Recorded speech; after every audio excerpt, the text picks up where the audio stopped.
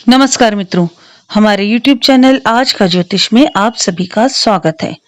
सर्वप्रथम यह सुनिश्चित कर लें कि आपने अब तक हमारा चैनल सब्सक्राइब किया है या नहीं।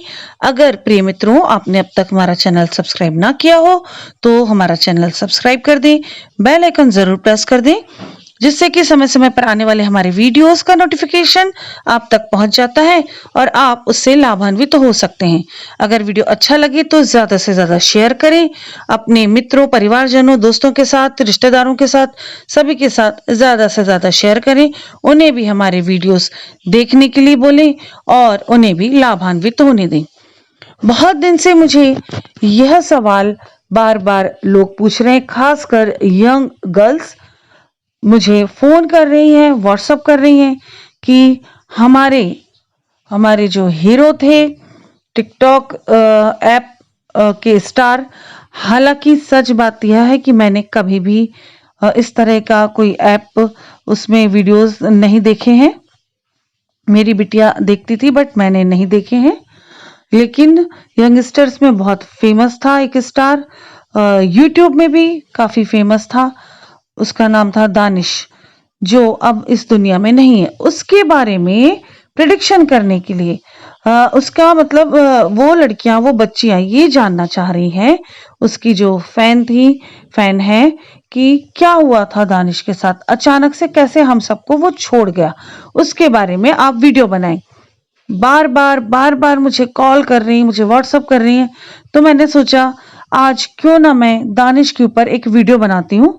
दानिश को माइंड में रखकर कुछ कार्ड्स निकालूंगी और देखते हैं वो कार्ड्स क्या कहते हैं, दानिश के साथ क्या हुआ था, वो कैसा था, कैसा नहीं, उसके आसपास का माहौल कैसा था, इन सब के बारे में हम जानने की कोशिश करते हैं। तो देखिए कौन से कार्ड। ओके, ये कार्ड निकला है 5 ऑफ सॉर्ड्स। अब दूसरा कार्ड देखते हैं कि क्या निकलता है। दानिश के लिए हम दूसरा कार्ड निकालते हैं। दूसरा कार्ड ओके, कप्स का कार्ड है, 5 ऑफ कप्स। दानिश के आसपास परेशानियां तो जरूर थी कुछ ना कुछ। अब तीसरा कार्ड हम निकालते हैं, वॉन्ड्स का कार्ड, 5 ऑफ वॉन्ड्स। देखिए आपके सामने मैंने कार्ड्स निकाले, तीनों कार्ड्स 5 नंबर के कार्ड्स हैं। कोइंसिडेंस देखिए, तीनों कार्ड्स 5 नंबर के कार्ड्स हैं। पहला कार्ड्स निकला है 5 ऑफ स्वॉर्ड्स, दूसरा कार्ड निकला है 5 ऑफ कप्स, और अब ये तीसरा कार्ड निकला है 5 ऑफ वॉन्ड्स। इन तीनों कार्ड्स के मतलब मैं बताऊंगी, फिर इनका कॉम्बिनेशन मैं बताऊंगी आपको। कितना अजीब संयोग है कि देखिए 5 नंबर, तीनों तरह के कार्ड्स में 5 नंबर के ही कार्ड्स निकले हैं।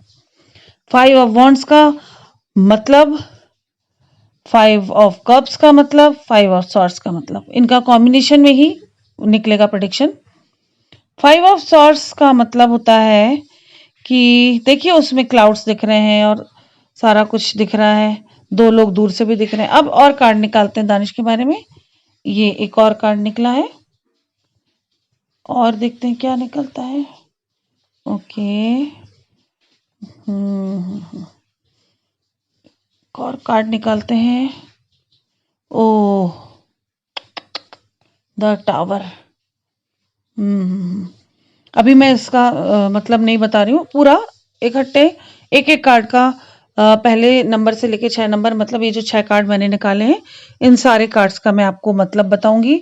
फिर इनके कॉम्बिनेशन, 3 कार्ड का कॉम्बिनेशन, पहले जो मैंने 3 कार्ड निकाले थे दिशान को मन में रखकर, और दूसरा जो उसको मन में रख के कि उसके साथ क्या कैसा हुआ, जैसा कि मैंने बताया, वो मन में रखकर मैंने कार्ड निकाले। अब मैं आपको एक एक कार्ड का मतलब बताती हूँ। पहला जो कार्ड निकला था 5 ऑफ स्वॉर्ड्स, उसमें 2 लोग दूर भी नजर आ रहे हैं, यानी कि और क्लाउड भी नजर आ रहे हैं, यानी कि सब कुछ ठीक था। उसके जो भी दुश्मन थे या जो लोग भी उसके एनिमी थे, उन पर दिशान ने धीरे धीरे विजय प्राप्त कर ली थी। और दूसरा कार्ड जो है 5 ऑफ कप्स का, ब्लैक क्लॉथ में है आदमी, चेहरा छुपाया हुआ है, परेशानियां बहुत ज्यादा थी। 5 लोग उसके आसपास जरूर थे, 4 से 5 लोग। 3 लोगों को तो उसने कन्विंस कर दिया था, लेकिन 2 लोगों को कन्विंस नहीं कर पा रहे थे। मे बी पेरेंट्स हो सकते हैं, फैमिली से हो सकता है, उसको कहीं ना कहीं डिस्टेंस था, कहीं ना कहीं उसे परेशानियां तो जरूर थी। फ्रेंड्स के साथ, फैमिली के साथ कुछ ना कुछ, भले ही बोलचाल में ठीक हो, लेकिन मन से कहीं ना कहीं डिस्टेंस जरूर था, अंदर से परेशानी थी। जब काफी कम एज में इंसान आगे पहुंच जाता है, तब भी इस तरह का डिस्टेंस बन जाता है। और तीसरा कार्ड है 5 ऑफ वॉन्ड्स, यानी कि जरूर इसकी फाइट हुई होगी 4 लोगों के साथ। 4 लोगों के साथ जो बराबरी के हम उम्र के रहे होंगे, उनके साथ कुछ ना कुछ, किसी ना किसी चीज को लेकर आर्गुमेंट जरूर हुआ होगा इसका। और फिर कहीं जाकर किसी ने इसकी बात नहीं सुनी होगी, फिर एट लास्ट इसको विजय मिली, अपनी बात इसने मनवा ही ली होगी।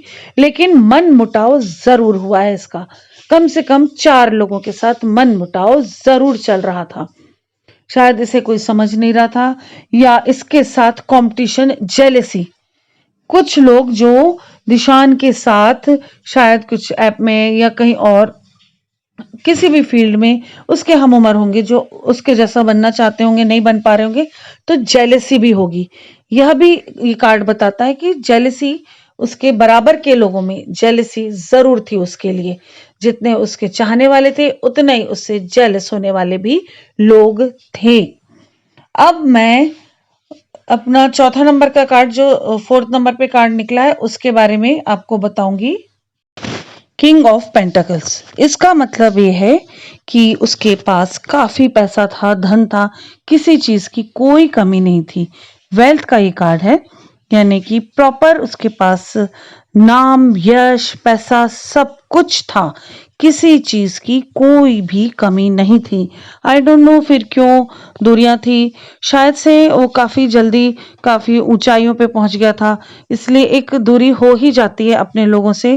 लोगों को लगता है शायद कि आप दूर हो गए, ऐसा होता नहीं, पर कहीं ना कहीं प्राकृतिक रूप से दोनों में मीन्स जिसका नाम होता है, जिसका नहीं, उनके बीच में गैप कहीं ना कहीं हो जाता है।